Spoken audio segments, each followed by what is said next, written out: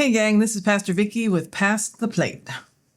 This week, I want to talk to you about something beyond budgets, bodies, and buildings, those things we always worry about. Something that might help give you a little bit of perspective. But before we start, I want to give you a disclaimer. The story I am about to tell you is 100% true. I am not exaggerating any piece of it. So a couple years ago, I was driving home in our small town and I passed the Dollar General and I felt impressed to stop and buy a candy bar. Now, that was unusual because we don't usually bring sweets into the house. And even if we did, let's just be honest, I'm probably not the one who's going to stop by and pick them up. So I pulled into Dollar General parking lot and I reached for, that cash that you keep in your console or in the armrest of your car. Well, I reached for my cash and I got a couple dollars and I felt impressed again. Take more.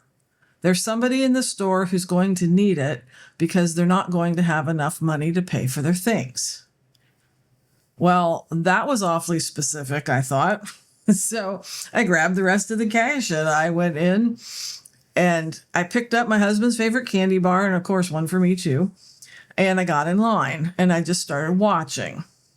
Well, the older lady in front of me, she paid just fine. Thought maybe she'd forget her wallet, but nope, it was there. And the man with the giant roll of paper towels and toilet paper tucked under his arm, well, he had enough to pay for his stuff too. And then came a couple kids who had clearly raided the candy aisle with some piggy bank money. And as the cashier rang it up, let's say it totaled $8. I don't remember the specific amount, but let's just say it was $8.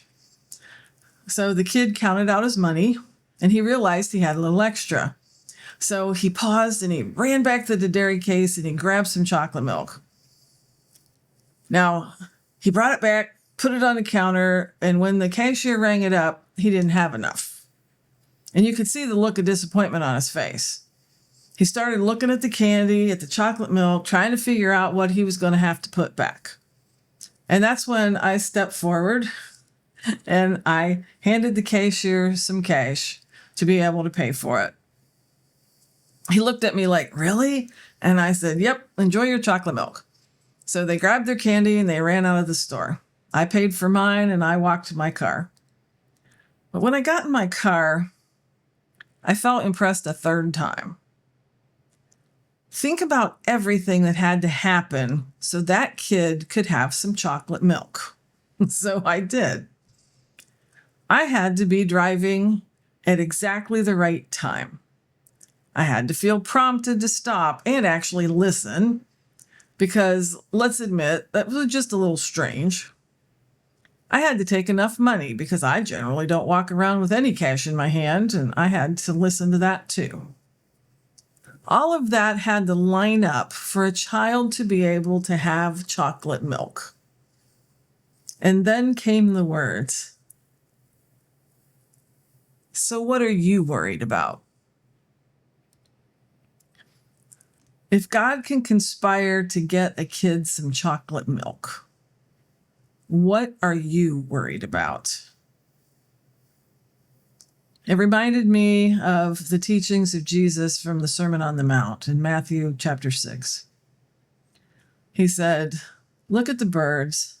They do not plant seeds, gather a harvest, put it into barns, and yet heaven takes care of them. Wow. And then, hear this. Aren't you worth much more than birds? I can take care of you, was the message. Now, I don't know who needs to hear this. I know I'm running the risk of you thinking I'm just a little woo, but I can tell you this happened, and I am better off because it did. So whatever you're worried about, health, money, provision, timing, remember this. If God can orchestrate chocolate milk for a child, I'm guessing there's nothing that God can't handle for you. So let's go fund the mission and not just the budget.